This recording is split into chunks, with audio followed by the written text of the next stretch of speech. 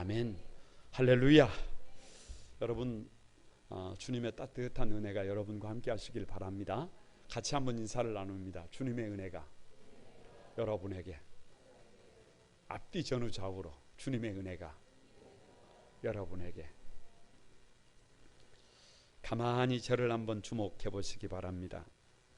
여러분은 살아생전에 꼭 보고 싶은 것이 무엇입니까? 사람마다 꼭 보고 싶은 것이 많을 것입니다. 아마 입시를 앞두고 있는 자녀들을 둔 부모들은 자녀들이 좋은 대학에 들어가서 활짝 미소 짓는 모습을 꼭 보고 싶을 것입니다. 아멘. 취업을 준비하고 있는 자녀들을 둔 부모들은 자녀들이 좋은 직장에 들어가서 해맑게 웃고 있는 모습을 꼭 보고 싶을 것입니다. 자녀들의 결혼을 위하여 기도하는 부모들은 자녀들이 좋은 배우자를 만나 건강한 가정을 이루는 모습을 꼭 보고 싶어 할 것입니다. 사람에 따라서, 처한 상황에 따라서 꼭 보고 싶은 것이 많을 것입니다. 믿음으로 살아가는 저와 여러분에게도 사실은 살아생전에 꼭 보고 싶은 것이 있습니다. 여러분의 인생을 다 걸고서라도 꼭 이뤄보고 싶은 것이 도대체 무엇입니까? 자녀들이 건강해지는 것입니까? 배우자가 예수 믿는 것입니까? 가정을, 우리 가문을 신앙의 가문으로 세워보는 것입니까? 저도 가만히 설교를 준비하면서 그런 생각을 해봤습니다. 나 한 사람만을 위한 꿈이 아니라, 우리 가정만을 위한 꿈이 아니라, 우리 교회만을 위한 꿈이 아니라 대승적 차원에서 이 땅에 하나님의 나라가, 할렐루야, 그리스도의 푸르른 녹음의 계절이 온 땅에 임하는 것을 한번 보고 싶습니다. 도대체 우리 평생에 들어야 될 깃발이 무엇인지, 우리 평생에 불러야 될 노래가 무엇인지, 믿음의 정도에 따라서, 신앙의 수준에 따라서 꼭 보고 싶은 것이 다 다를 것입니다. 오늘 12절 말씀에 보면 이렇게 기록하고 있어요. 우리가 이런 일을 도무지 보지 못하였도다 라고 기록하고 있습니다. 이 말은 이런 말이에요. 그동안 꼭 보고 싶었는데 보지 못했다는 거예요. 그동안 꼭 봐야 하는데도 볼 기회가 없었다는 거예요. 꿈에도 생각을 못했는데, 상상하지도 못했는데 오늘 보게 됐다는 거예요. 불가능한 일이 가능해졌다는 거예요. 있을 수 없는 일이 있었다는 거예요. 기적이 일어났다는 것입니다. 오늘 예수님의 VIP 13번째인데요. 다 같이 한번, 중풍병자의 고침받음, 도무지 보지 못하였도다. 여러분 가만히 한번 생각을 해보세요. 엔진이 없는 자동차가 자동차입니까? 물이 없는 호수가 호수입니까? 나무가 없는 산이 산입니까? 여러분 거두절미하고 전도가 없는 교회가 교회입니까? 저는 오늘 설교를 준비하면서 이런 생각을 해봤습니다. 우리 사회를 언택트 사회라 그럽니다. 비대면 사회라 그래요. 얼굴과 얼굴을 마주하지 않는다는 말이에요. 더 이상 얼굴과 얼굴을 마주하는 것이 부담인 사회예요. 그래서 거리두기가 배려고 거리두기가 질서가 되어버렸습니다. 그런데 이런 세상에서 전도를 얘기해야 되느냐? 그런 정신없는 짓을 해야 되느냐라는 생각을 개인적으로 해보았습니다. 그러나 조금 더 깊이 들어가서 생각해 봤어요. 오늘의 위기가 도대체 무슨 위기냐? 오늘의 위기는 있어야 될 것이 빠져버렸다는 거예요. 해야 될 일을 하지 못했다는 거예요. 그렇다고 한다면 이 위기를 세상 사람들처럼 우리가 그렇게 극복해서는 안 된다. 세상 사람들이 보지 못하는 것을 봐야 한다. 이 위기를 극복하는 방법은 있어야 될 것을 있게 만드는 것이다. 우리가 해야 될 사명을 다하는 것이다. 무엇을 먹을까, 마실까, 입을까 염려할 것이 아니라 오늘 우리에게 주어진 사명을 그럼에도 불구하고 감당하는 것이다. 그래서 교회와 성도들에게 있어야 될 것, 꼭 있어야 될 것, 그것을 감당하면 이 위기는 자연스럽게 극복하게 될 것을 믿습니다. 그게 뭐냐? 전도다. 그렇다면 전도가 뭐냐? 도무지 보지 못했던 세상을 보여주는 거예요. 아니 볼 수 없었다니까요. 도무지 상상도 못했다니까요. 그런데 그것이 가능한 세상을 이 세상 사람들에게 보여주는 것입니다. 그래서 오늘 가만히 말씀을 통해서 전도가 무엇인지 가만히 함께 생각해보고 우리가 감당해야 될 세상을, 감당해야 될 사명을 함께 나누고 싶습니다. 세상 사람들이 도대체 무엇을 보지 못했다고 할까요? 여러분, 첫 번째가요, 네 사람의 믿음입니다. 여러분, 5절 말씀을 우리 같이 한번 읽어봅니다. 5절 말씀입니다. 같이 한번 읽습니다. 시작. 예수께서 그들의 믿음을 보시고 중풍병자에게 이르시되 작은 자야 내 죄 사함을 받았느니라 하시니라. 여러분, 오늘 꼭 봐야 하는데, 꼭 보고 싶은데 보지 못한 것이 뭐냐 그러면, 중풍병자가 깨끗하게 전인격적으로 치료를 받고 구원을 받은 것입니다. 그런데 그 일이 5절에 예수님께서 누구의 믿음을 보시고 그들의 믿음을 보시고라고 기록하고 있어요. 그러니까 중풍병자가 고침을 받은 것은, 이 기적의 시작은 뭐냐 그러면 이 네 사람의 믿음이에요. 그 네 사람의 믿음이 저와 여러분에게 있게 되기를 바랍니다. 세상은 말이 없지만 이런 믿음의 사람들을 지금도, 이런 하나님의 사람들을 지금도 기다리고 있음을 믿습니다. 이들의 믿음이 어떤 믿음이냐? 여러분, 다 같이 공감하는 믿음이다. 한 중풍병자가 있어요. 여러분, 중풍병은 당시만 해도 불치병입니다. 이 병에 걸리면 미래가 없어요. 왜? 몸을 움직일 수가 없습니다. 누군가의 도움이 아니면 살 수가 없습니다. 얼마나 힘이 들어요. 얼마나 삶이 버거워요. 얼마나 삶이 고통스럽겠습니까? 그런데 이 중풍병자의 아픔을 공감하는 사람들이 있더라고요. 공감하는 사람들이. 누구냐? 다니엘에게 3명의 친구가 있었던 것처럼 이 중풍병자 곁에 4명의 친구가 있었던 거예요. 4명의 친구가 중풍병자의 아픔을 같이 공감했어요. 이 공감과 가장 비슷한 말이 성경의 컴패션이에요. 함께. 패션, 고통이에요. 그러니까 함께 아파하는 것입니다. 중풍병자의 아픔이 다른 사람의 아픔이 아니라 누구의 아픔이에요? 나의 아픔이에요. 이 공감하는 마음이 주님의 마음임을 믿습니다. 내가 죄에 빠져 있을 때, 내가 절망의 사슬에서 헤매고 있을 때, 내가 불행 그 자체인 삶을 살아가고 있을 때 나를 버려두지 않으시고 나의 삶을 함께 공감해 주셨어요. 함께 아파해 주셨어요. 그래서 저 하늘 보좌에서 낮고 낮은 곳으로 뛰어오셨어요. 그 짧은 삶을, 불꽃 같은 삶을 십자가 위에서 물과 피를 다 쏟아서 그 목숨까지도 나에게 내어주신 것은 깊은 공감으로부터 가능한 줄로 믿습니다. 그래서 이 네 사람은 더 이상 주저앉아 있을 수 없어요. 더 이상 포기하고 있을 수가 없어요. 그래서 이 고통을 끝내야 되겠어요. 그런데요, 이 네 사람에게 1장 40절에서 45절을 보면 한 나병 환자가 고침받은 소식이 들려왔습니다. 이 나병 환자를 고치고 난 뒤에 예수님께서 엄히 경고하셨어요. 왜요? 얘기하지 말라는 거예요. 예수님의 사역은 전도예요. 전도. 예수님의 사역은 가르치는 것이에요. 예수님의 사역은 병자를 고치는 것이었어요. 그런데 이 나병 환자의 고침 소식이 전해지면 이 사역이 균형을 잃어요. 병을 고치는 사역에 집중하게 되게 되면 어찌 보면 예수님의 사역이 여러분 문제가 될 수도 있어요. 그래서 조심했던 것인데 이 사람이 나가서 나팔을 불었어요. 온 세상 사람들에게 여러분 자기가 고침받은 얘기를 전파한 거예요. 그 결과가 여러분 오늘 이 네 사람이 그 얘기를 들은 것입니다. 예수님께 나아가면 저 나병 환자도 고침을 받았는데 중풍병도 나을 수 있다. 예수님께 나아가자. 우리가 돕겠다. 우리가 둘러매겠다. 걱정하지 말아라. 우리는 너의 친구가 아니냐. 예수님께 나아가면 답이 있다. 가자. 결국 이 네 사람의 공감의 마음이 중풍병자를 예수님께로 인도한 것입니다. 여러분, 저와 여러분 곁에 내 옆에 있는 누군가가 나의 아픔과 상처와 외로움을 진실로 공감하는 일은 결코 적은 일이 아닙니다. 왜요? 한 사람만 나를 공감해줘도 잘못된 삶을 선택하지 않습니다.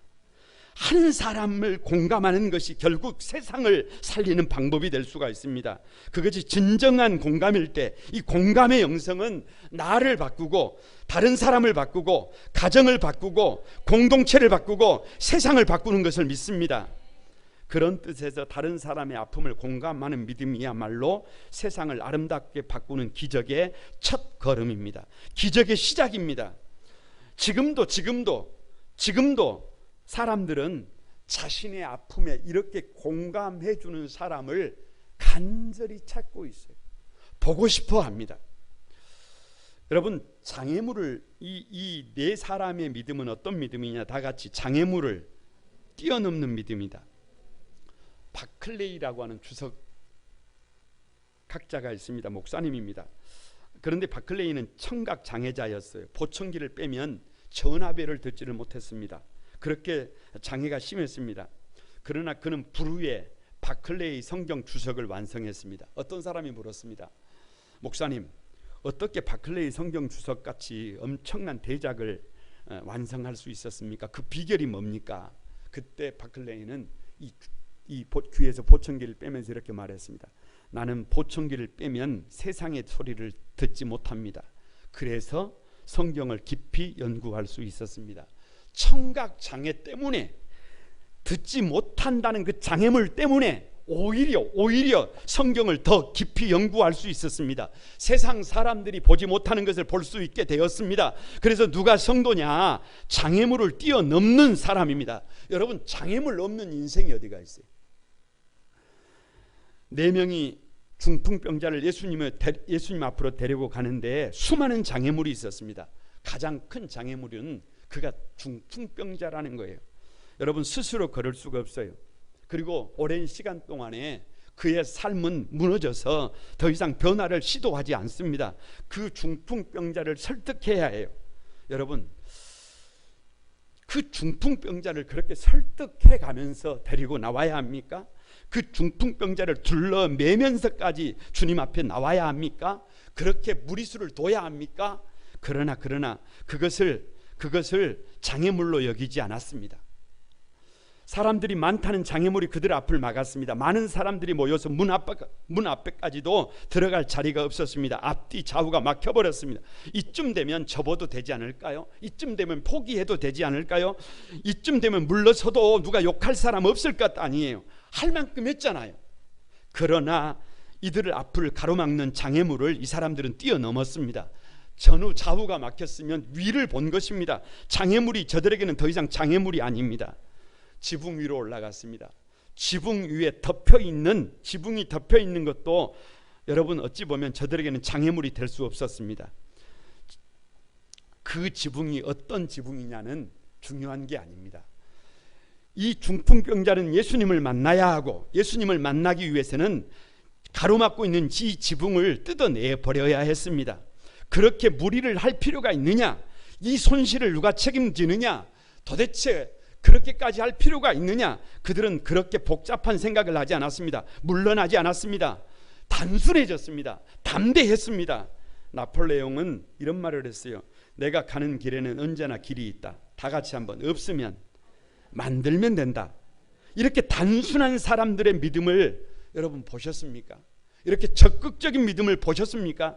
이렇게 어떤 장애물이 있어도 그 장애물을 치워버리는 담대한 사람들을 보셨습니까? 지금 세상 사람들은 어떤 사람들을 원하느냐? 말만 하는 그리스도인들을 보고 싶어 하지 않습니다.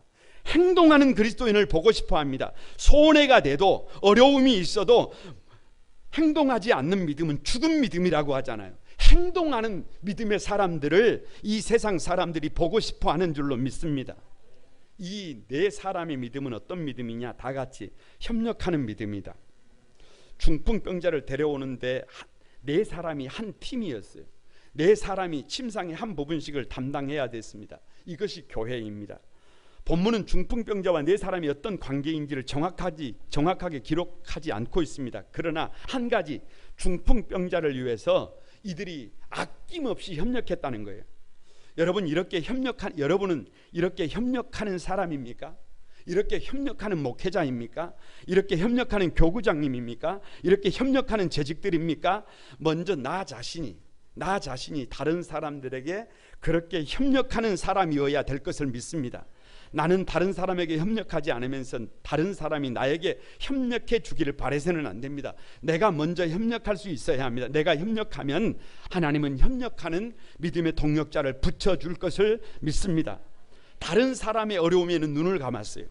그런데 내가 어려움을 만나면 다른 사람이 관심이 없다고, 교회가 사랑이 없다고 투덜대지 않았었습니까? 교회가 왜 그러냐고 시험에 들지 않았습니까? 내가 먼저 협력자가 되어 다른 사람들의 어려움에 손 내밀면, 친절과 사랑을 베풀면 하나님은 반드시 심은 대로 거두게 하실 것을 믿습니다.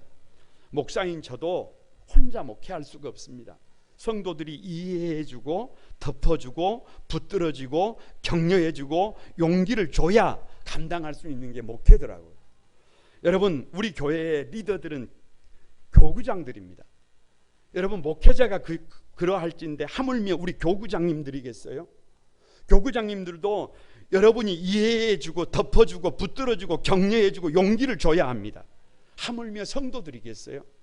하물며 지금도 여러분 잠들어 있는 많은 영혼들이겠어요? 아직도 복음을 알지 못하는 많은 사람들을 이해해주고 덮어주고 붙들어주고 격려해주지 않으면, 용기를 주지 않으면, 살맛나게 해주지 않으면 그들을 어떻게 살릴 수가 있겠어요?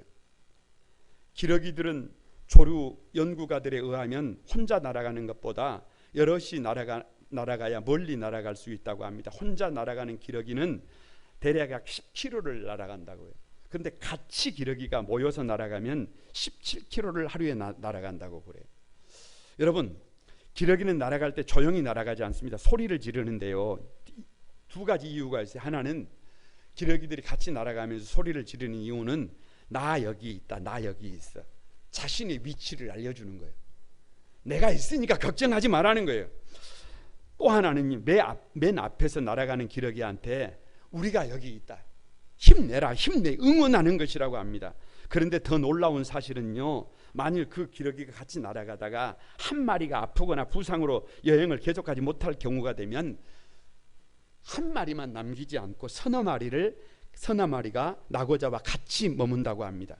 기러기가 죽을 수도 있는데 그 옆에서 운명을 같이 한다는 것입니다. 여러분에게 묻습니다. 우리는 기러기보다 더 나은 믿음의 사람들이 맞습니까? 우리는 기러기처럼 다른 동역자들을 향해서 나 여기 있어요, 나 여기 있어요, 힘내세요, 힘내세요, 제가 있습니다 라고 응원하고 있습니까? 세상은 지금도 그렇게 곁에서 힘내라고 응원해주는 믿음의 사람들을 간절히 보고 싶어하는 것을 믿습니다. 거룩한 구만 소망의 가족 여러분, 왜 내 친구의 믿음이냐고요? 세상은 지금도 이런 믿음의 친구들을 보고 싶어요. 왜요? 왜? 나의 아픔에, 나의 눈물에 더 이상 공감해주는 사람을 찾기가 어려워요. 그래서 세상에 많은 사람들이 혼자 울다가, 혼자 아파하다가, 혼자 잘못된 길을 선택하는 사람들이 많아요. 조그마한 장애물만 만나도 포기해버린다니까요. 자식도 포기한다니까요. 배우자도 포기한다니까요. 여러분, 가정도 포기한다니까요. 그래서 세상의 장애물 앞에서 포기하지 않는 믿음을 지금 세상 사람들은 보고 싶어 합니다. 그래서 마지막까지 끝까지 손잡아주고 응원해주고 함께하는 것을 보고 싶어 합니다. 이것이 전도임을 믿습니다. 이 믿음을 도무지 볼 수가 없다고 안타까워하는 것 아닙니까? 이런 믿음의 사람들을 보지 못했다는 겁니다. 그런데 오늘 우리가 그런 믿음의 사람들을 보았다는 것입니다. 거룩한 구만 소망을 사랑하는 성도 여러분, 믿음이 도무지 보지 못했던 네 사람이 믿음이 되어, 저와 여러분의 믿음이 되어 중풍병에 걸려 신음하는 많은 영혼들을, 이 땅을 살려내는 전도자가 여러분이 되시기를 주님의 이름으로 축복합니다. 세상 사람들이 무엇을 보지 못했다고 하느냐? 두 번째가 다 같이 예수님의 죄사함이다. 여러분, 5절을 다시 한번 읽습니다. 시작. 예수께서 그들의 믿음을 보시고 이르시되 작은 자야, 내 죄사함을 받았느니라. 여러분, 기적의 시작이 내 친구의 믿음이라면 기적의 과정, 기적이 어떻게 만들어지느냐 그러면 예수님의 죄사함입니다. 우리가 전도하는 이유가 여기에 있습니다. 여러분, 마태, 마가, 누가 세 사람, 이 마태, 마가, 누가를 공감복음이라고 하는데요, 이 공감복음에서 오늘 이 사건을 상세하게 전하고 있습니다. 왜요? 중요하다는 거예요. 중요하다는 것입니다. 중풍병을 고친 것이 중요할까요? 그게 아닙니다. 병자를 고친 것이 중요한 게 아닙니다. 뭐가 중요하느냐? 여러분, 다른 복음서를 보면은요, 죽은 나사로도 살아나요. 그러니까 죽은 나사로가 살아나는 것도 한 번밖에 기록을 하지 않았는데 왜 이 중풍병자 사건을 공관복음에서 3번씩이나 반복하고 있느냐? 그 이유가 뭐냐? 예수님에게 죄 사하는 권세가 있다는 거예요. 여러분, 6절에 서기관들이 신성모독이라고 발작합니다. 사람에게는 죄를 사할 권세가 없다는 거예요. 사람은 그 누구도 다른 사람의 죄를 사할 권세가 없습니다. 그래서 7절에 오직 하나님 한 분 외에는 누가 능히 죄를 사하겠느냐라고 했어요. 오직 하나님만이, 오직 주님만이 죄를 사하신다는 거예요. 그래서 결국 이 사건을 통해서 예수님이 하나님의 아들이요, 예수님은 하나님이라고 하는 증거를 드러낸 것입니다. 그래서 3번씩이나 반복해서 기록해 놓고 있어요. 여러분, 이 사건을 통해서 기독교 최고의 강점이 뭔 줄 아십니까? 복음의 최고의 강점이 뭔 줄 아십니까? 그건 죄사함입니다. 다른 종교는 죄사함의 방법을 가르치지 않습니다. 아니, 죄를 사하는 방법이 없어요. 그래서 수양하라 그래요. 돌을 닦으라 그래요. 그래서 선을 행하라 그래요. 수양한다고 돌을 닦는다고 선을 행한다고 여러분 죄가 씻어지는 것이 아닙니다. 아니 질병을 치료하는 것도 중요합니다. 그러나 본질적인 죄의 문제를 해결하지 못하면 다시 범죄하게 됩니다. 그러면 죄가 반복됩니다. 그러면 치료해도 마찬가지가 됩니다. 여러분 한번 생각을 해보세요. 여기 병든 사람이 있습니다. 질병 때문에 너무 아파해요. 질병 때문에 너무 힘들어요. 너무 고통스러워하고 있어요. 이 사람이 깨끗하게 질병의 고침을 받았어요. 그러면 이 사람은 새 삶을 살까요? 이 사람은 거듭난 삶을 살까요? 천만의 말씀입니다. 질병에서 고침을 받았다고 새 삶을 사는 것이 아닙니다. 여러분, 여기 가난 때문에 힘들어하는 사람이 있습니다. 어느 날 이 사람이 정말 기도해서 하나님 부자가 되고 싶습니다. 그러던 어느 날 기도가 응답돼서 돈벼락을 맞았습니다. 이 사람은 부자가 되었습니다. 그러면 이 사람은 새 삶을 살까요? 네버. 천만의 말씀입니다. 부자가 되었다고 새 삶을 사는 것이 아닙니다. 그러면 여러분, 아무리 병을 고침을 받아도, 아무리 넉넉해져도 그것이 무용지물이라고 한다면 내 사람의 수고는 어떻게 되는 거예요? 아무것도 아닙니다. 무용지물입니다. 그래서 주님께서는 병자야 일어나라라고 하지 않고 작은 자야 내 죄 사함을 받았느니라고 하셨습니다. 병 고침보다 육체의 치료보다 더 중요한 것이 뭐냐? 죄 사함이라는 것이에요. 왜요? 왜? 여러분 꼭 기억해야 합니다. 오늘 본문을 가만히 읽다가 보면 예수님은 그 중풍병자의 병의 원인을 죄로 보고 있습니다. 모든 병의 원인이 죄라고 하면 그건 곤란해집니다. 그렇게 보면 안 됩니다. 병 들었다고 다 죄가 원인이 되어 병든 것은 아닙니다. 그러나 적어도 오늘 본문의 이 중풍병자의 병은 죄 때문에 온 것이라는 거예요. 아니, 우리가 여러분 요한복음 5장을 보았는데요, 베데스다 목가에 38년 된 병자를 고치고 난 뒤에도 주님이 이렇게 말씀하셨어요. 내가 나았으니 더 심한 것이 생기지 않게 다시는 죄를 범하지 말라. 이 죄와 질병은 밀접한 관계를 가지고 있다는 거예요. 사람들은 중풍병을 보지만 예수님은 병의 원인은 죄를 보셨어요. 여러분 생각해 보세요. 술 마시고 방탕하면 병이 옵니다. 하나님이 금하신 일을 하면 몸은 병들게 되어 있습니다. 하나님의 말씀을 떠나가면 나무가 땅에서 뽑힌 것처럼, 물고기가 물을 떠나면 죽는 것처럼 사람이 하나님의 말씀을 떠나면 병들게 되어져 있습니다. 이건 너무나 자연스러운 것입니다. 그래서 주님께서 병자야 일어나라 라고 하지 않고 적은 자야 네 죄 사함을 받았느니라고 겉사람이 아니라 속사람을 치료하신 것입니다. 여러분, 그런데 우리는 여전히 우리의 속사람이 아니라 몸뚱이만 치료받으려고 하는 것 아닙니까? 가만히 성경을 좀 보시기 바랍니다. 누구든지 이름을 불문하고 누구든지 주님 앞에 서면 한 가지 특징이 있어요. 나의 죄를 보게 된다는 거예요. 주님 앞에 서는 사람은 누구든지 걸음마다 자욱마다 다 죄뿐인 나의 삶을 고백하게 됩니다. 이것이 복음의 능력이에요. 이것이 사람을 바꿉니다. 이것을 더 이상 죄의 흉악한 결박으로부터 끊어놓는 것이에요. 이것이 우리가 전도해야 할 이유임을 믿습니다. 죄는 인간을 병들게 하고, 죄는 인간을 무기력하게 만들고, 결국 죄는 인간을 고장나게 만들어버립니다. 그런데 우리 주님은 그 죄의 흉악한 결박에서 우리를 먼저 풀어주십니다. 죄에서 자유하게 하십니다. 더 이상 죄의 종으로 살지 않게 해주십니다. 그래서 우리 주님은 육체의 치료보다 먼저 속사람의 치유를 통해서, 죄의 사죄를 통해서 전 인격을 만지고 계심을 믿습니다. 그래서 다 같이 한번 따라서 해봅니다. 죄의 용서보다 더 큰 기적은 없다. 여러분, 사도 바울은요, 스데반을 돌로 쳐 죽인 살인자였습니다. 그런데 하나님은 그를 불러서 이방인의 사도로 사용하셨어요. 사도 바울은 자신의 죄를 뒤돌아보면서 늘 고백합니다. 오라, 나는 곤고한 자로다. 이 사망의 몸에서 누가 나를 건져내랴. 탄식해요. 탄식해. 자신을 향해서 다 같이 나는 죄인 중에 괴수다라고 탄식해요.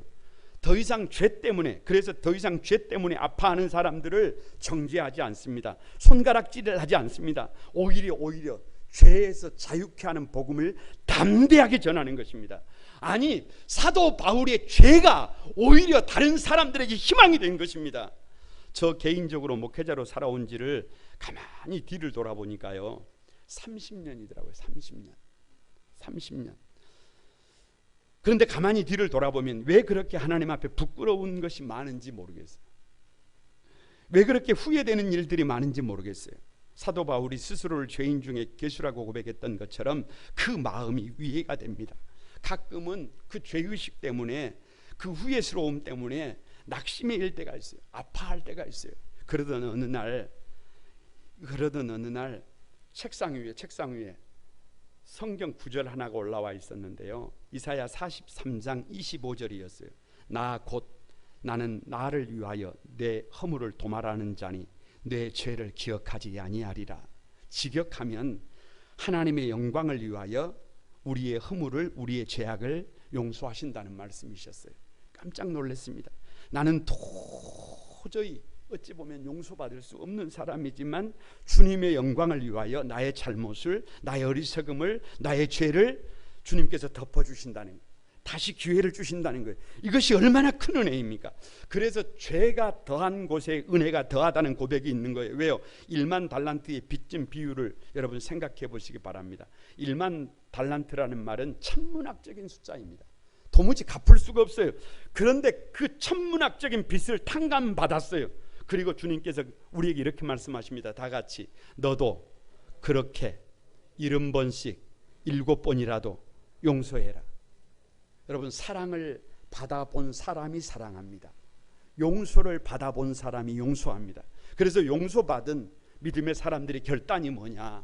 다시는 죄를 반복하지 않겠다는 것입니다. 다시는 습관적으로 우리가 다시 죄를 여러분 짓지 않겠다는 것입니다. 결단. 주님, 다시 같은 죄를 반복해서 주님을 십자가에 못 박는 어리석은 삶을 살지 않겠습니다. 다시 습관적으로 죄를 반복한다면 더 이상 나를 이 땅에 두지 마십시오.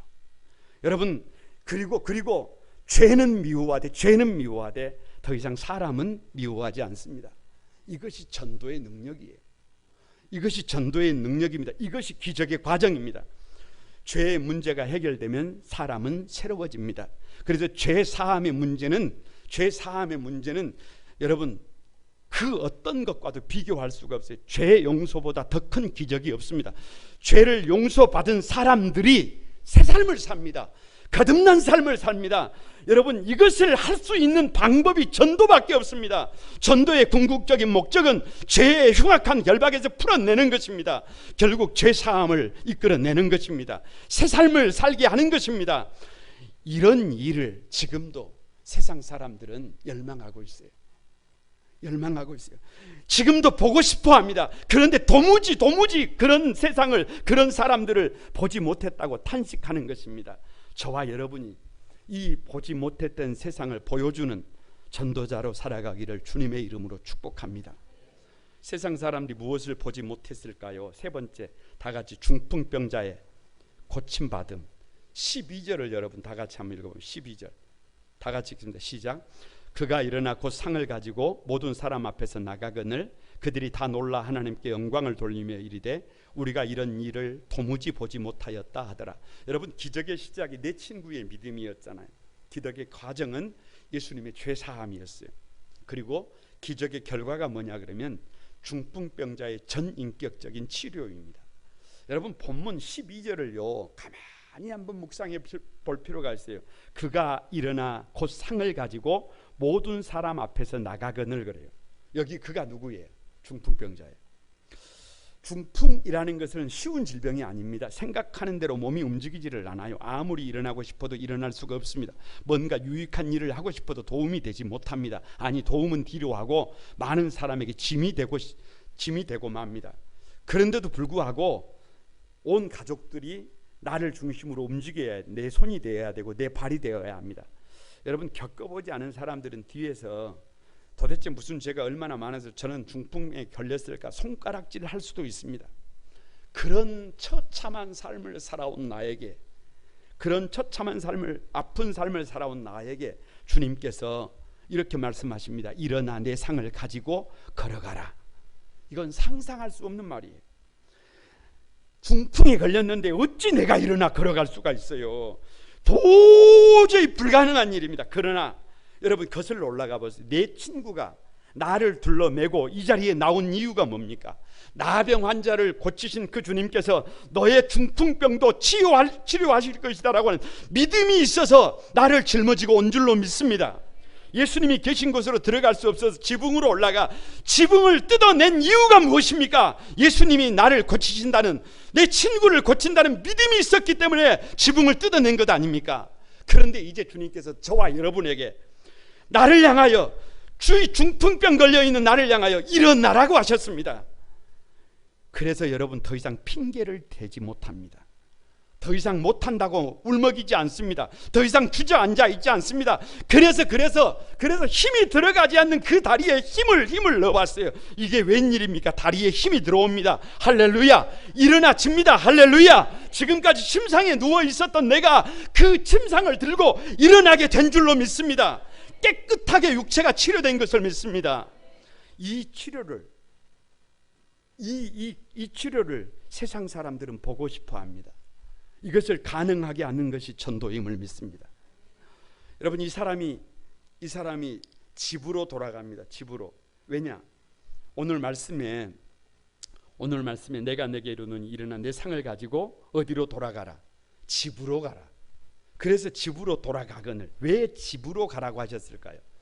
여러분, 한번 생각을 해보세요. 사람이 건강하면 내가 열심히 할 일을 다 하고도 체력이 남아 돌아요. 사람이 자기 할 일을 다 하고도 시간이 남아 돌아요. 사람이 재정적인 지출을 다 하고도 여유가 있어요. 그러면 1번 집 안으로 돌아온다. 2번 집 밖으로 나간다. 어떻게 그렇게 잘 알아요? 집 밖에서 기쁨을 찾습니다. 집 밖에서 행복을 찾아 헤매는 경우가 많습니다. 여러분, 파랑새 있잖아요. 파랑새. 이 찌루와 찌르찌르가 파랑새를 찾아 놨습니다. 그런데 파랑새는 늘 저만치 있어요. 저만치. 그래서 이 산을 넘으면, 이 골짜기를 넘으면 파랑새가 있을 것 같아요. 그런데 항상 파랑새는 저만치 있어요. 그래서 도저히 파랑새를 잡지 못하고 지친 몸을 이끌고 집에 왔는데, 집에 와서 마루에 앉았는데 처마 밑에 파랑새가 있었어요. 이 동화책이 하는 이유가 뭐예요? 줄거리가 뭐예요? 핵심이 뭐예요? 행복은 어디에 있더라는 거예요. 가치는 어디에 있더라는 거예요. 아름다운 것이 무엇이더라는 거예요. 가정이더라는 겁니다. 그래서 고침받은 사람의 특징이 뭐냐 그러면 집의 가치를 아는 것입니다. 어릴 때는 어머니가 계신 곳이 집이잖아요. 성인이 되었을 때는 배우자가 있는 곳이 집이잖아요. 그리고 믿음의 사람들은 주님이 계시는 교회가 우리의 집이잖아요. 그래서 이 중풍병자는 몸만 고침을 받은 것이 아니라 뭐까지 고침을 받은 거예요? 정신까지, 마음까지 고침을 받은 것입니다. 귀한 것을 알아보게 되었습니다. 소중한 것을 알아보게 되었습니다. 세상 사람들은 이런 기적을 꼭 보고 싶어 합니다. 세상 사람들은 지금도 열망하고 있어요. 이것을 좀 볼 수 있었으면 좋겠다. 이것을 좀 많은 사람들이 볼 수 있었으면 좋겠다. 이것을 보게 하는 것이 전도임을 믿습니다. 여러분 12절에 다 놀라 하나님께 영광을 돌리며 이르되라고 기록하고 있습니다. 중풍병자잖아요. 누군가의 도움이 아니고서는 아무것도 할 수 없는 병자잖아요. 그런데 몸도 건강해지고 마음도 건강해지고 그리고 더 나아가서 하나님께 영광을 돌리는 삶을 살게 됐어요. 이 본문을 읽으면서 마음속에 그런 생각이 들어요. 그런 생각이. 나이가 들어가면서 철이 들어갈수록 무엇을 할 수 있느냐 그게 중요한 게 아니에요. 얼마만큼 많이 누릴 수 있느냐 그게 중요한 게 아니에요. 더 중요한 것이 뭐냐 그러면 나같이 부족한 사람을 통해서 하나님께 영광을 돌릴 수 있느냐는 거예요. 우리 부족하고 모자란 우리 가정을 통해서 하나님께 영광을 돌릴 수 있느냐 이게 문제예요. 부족하고 초라한 우리 교회를 통해서 이 땅에 하나님의 영광을 돌릴 수 있느냐 이것이 우리의 소원임을 믿습니다. 솔라 데오 글로리아. 살아도 주를 위하여 살고 죽어도 주를 위하여 죽나니 사나 죽으나 우리가 다 주님의 것임을 믿습니다. 내 평생의 소원이 하나님께 영광을 돌리는 것인데 이 소원을 이 중풍병자가 이룬 것입니다. 그래서 이 기적의 결론은 전인격적인 치료입니다. 여러분 지금도 세상은 이런 전인격적인 치료를 보고 싶어 합니다. 간절히 원하고 있습니다. 이것을 가능하게 하는 것이 전도임을 믿습니다. 그 전도의 주역이 여러분이 되시기를 바랍니다. 말씀을 마치려고 합니다. 11월 1일은 한 달 뒤 11월 1일은 한영혼 추수감사주일입니다. 이 계획을 세울 때는 언택트 사회가 아니에요. 비대면 사회가 아니었어요. 지난 1월부터 9월까지는 우리가 예측하지 못했던 세상을 살았어요. 그래서 우리가 계획했던 것을 아무것도 할 수가 없었어요. 그런데 여러분 다시 한번 우리의 삶을 한번 생각해 봐야 합니다. 왜 이 위기가 왔을까? 왜 우리 시대에 이 위기가 왔을까? 그것은 할 일을 다하지 못한 것입니다. 그렇다고 한다면 이제 우리가 교회된 우리가 성도된 우리가 할 일이 뭘까? 세상 사람들에게 보여주는 거예요. 도무지 볼 수 없다고 했던, 도무지 불가능하다고 했던, 도무지 가능하지 않다고 했던 한 사람이 전인격적으로 몸이 고침을 받고 마음이 고침을 받고 하나님께 영광을 돌릴 수 있는 삶이 우리 앞에 있다는 거예요. 예수님 앞에 나오면 그것이 가능하다는 것입니다. 그것을 우리가 보여줄 수 있게 되기를 바랍니다. 할 일을 다하면 그것은 더 이상 위기가 아니라 기회가 될 것을 믿습니다. 여러분 각 교구에게 정중하게 부탁을 드립니다. 여러분 각 교구에요, 이 코로나 전국이 시작되면서 교회에 나오지 못하고 있는 성도들이 가득합니다. 두려움 속에서 아픔 속에서 울고 있는 사람들이, 신음하고 있는 사람들이 가득합니다. 여러분 교구에서 이 사람들을 찾아내어야 합니다. 우리 교회에 여러분 목회자가, 제가 우리 교회의 담임 목사라고 한다면 우리 교회에 여러분 실질적인 지도자들은 교구장님들입니다. 할렐루야. 교구장님들이 작은 목회자예요. 작은 목회자. 여러분 교구장님들의 수고와 눈물을 여러분이 알아야 합니다. 그래서 교구장님들과 부교구장님들, 그리고 마음을 모아서 우리 교구에 잠들어 있는, 아파하는, 신음하는 이들을 찾아서 회복시키는 시기가 이 시기가 되기를 바랍니다. 그들로 하여금 우리가 마음을 합하면,